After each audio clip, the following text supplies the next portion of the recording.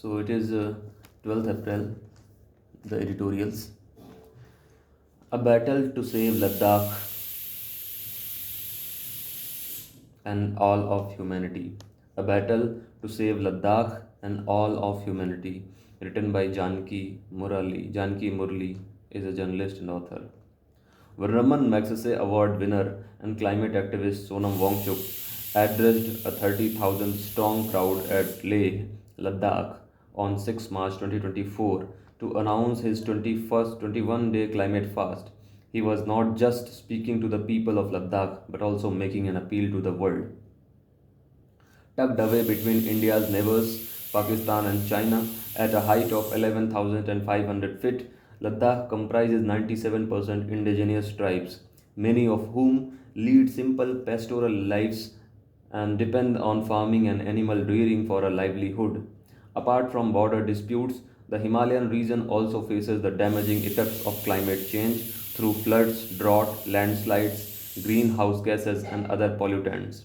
There are about 15,000 glaciers in the Himalayan region, often referred to as the third pole. There are about 15,000 glaciers in the Himalayan region, often referred to as the third pole. In spring and summer, these glaciers form an important part of hydrological process by releasing meltwater to the Indus, the Ganga, and the Brahmaputra. The Himalayan glaciers, like those in the rest of the world, are at risk of melting due to global warming and climate change. This will affect both residents of the mountain region and those living downstream. Infrastructure boom. In 2008, the center launched 8 missions under the National Action Plan on Climate Change (NAPCC). One of these was under the Ministry of Science and Technology, that is, the National Mission for Sustaining the Himalayan Ecosystem.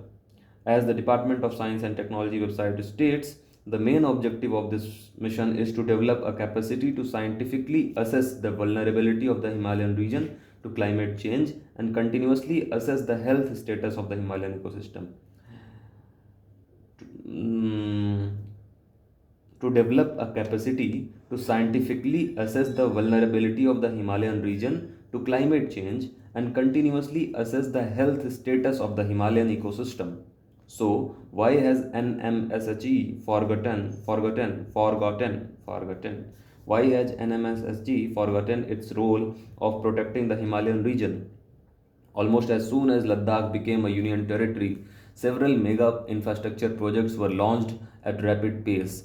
These included the construction of bridges, widening of roads, tunnels, railway lines, mega solar projects, a state of the art airport terminal, and wayside amenities to boost tourism. Among these were the 14.15 kilometer Jojila Tunnel, the 230 kilometer Kargil Jaskar National Highway project, and a 10 gigawatt solar energy project covering 20,000 acres in the Changthang region. The Ladakh Industrial Land Allotment Policy of 2023 aims to make UT Ladakh one of the preferred destination for investment. Okay, a region that has seen disasters. What is puzzling is why the various government bodies sanctioning and executing the projects at such a feverish pace. Various government bodies sanctioning and executing the projects at such a feverish pace are not paying heed to the warnings from past disasters in the mountains and learning from them. Since 2010, there have been several disasters. There have been several disasters in the Himalayan region with the loss of lives and livelihoods. In 2013, a cloudburst in the upper reaches of the Himalayan led to in 2013, a cloudburst in the upper reaches of the Himalayas led to flash floods at Kedarnath, claiming 6,000 lives and sweeping away several settlements. In January 2023, disaster struck Joshimath when water gushed down a lower slope of mountain, submerging parts of the town. In November 2023, the rescue of 41 trapped workers in the collapsed Silkyara tunnel project in the Himalayas garnered international attention.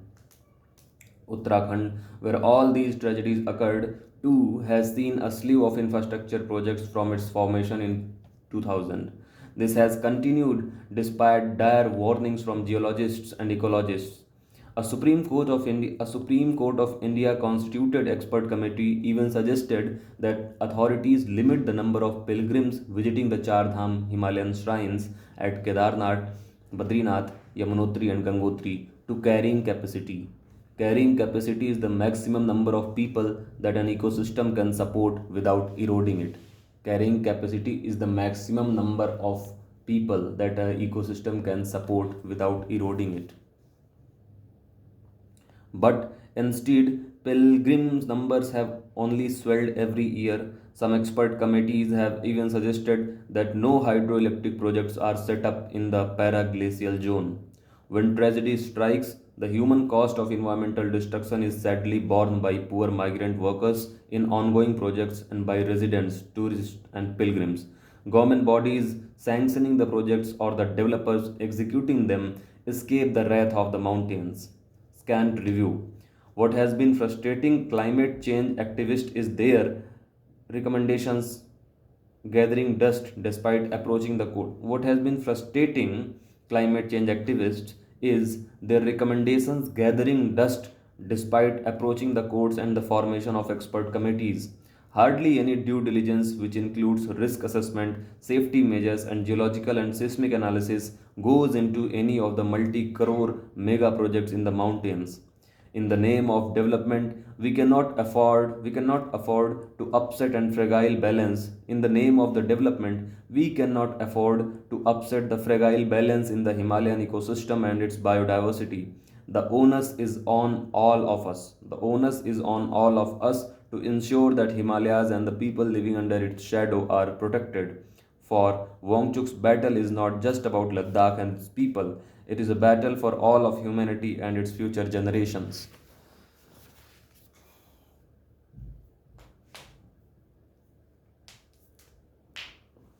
Finality and justice.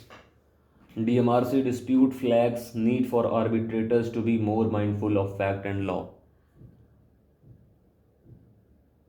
The Supreme Court of India has used its extraordinary powers under Article 142 to set aside its own judgment of 2021 and relieve the Delhi Metro Rail Corporation of an exorbitant burden of 7,687 crore in a dispute with a former concessionaire. A curative petition is an extraordinary remedy as it is filed after the apex court refuses to review its judgment. A curative petition is an extraordinary remedy as it is filed after the apex court refuses to review its judgment. So, under curative petition, DMRC got relief. Okay.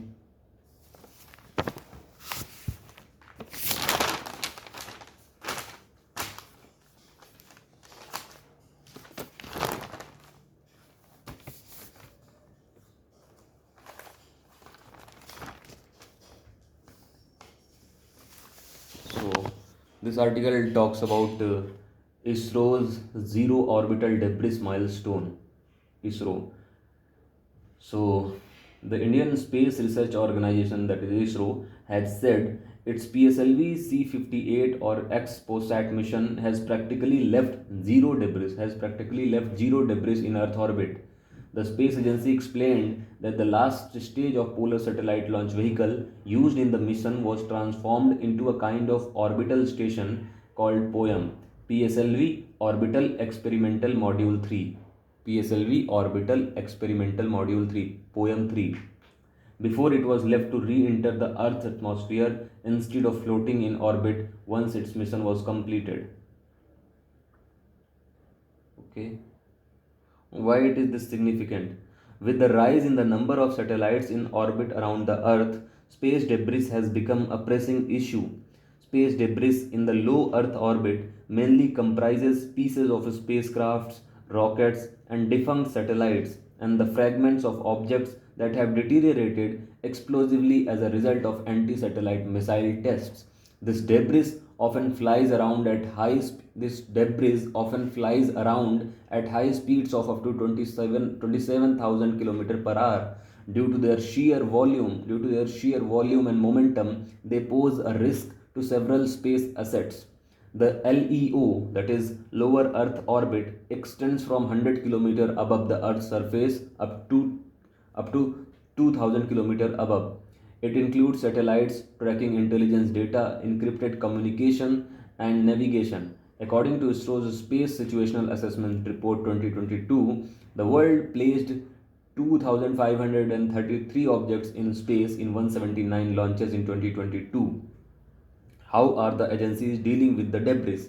The latest incident of space debris causing havoc was recorded on 8th of March when a discarded battery pallet dropped by the International Space Station ripped through the roof of a house in Florida.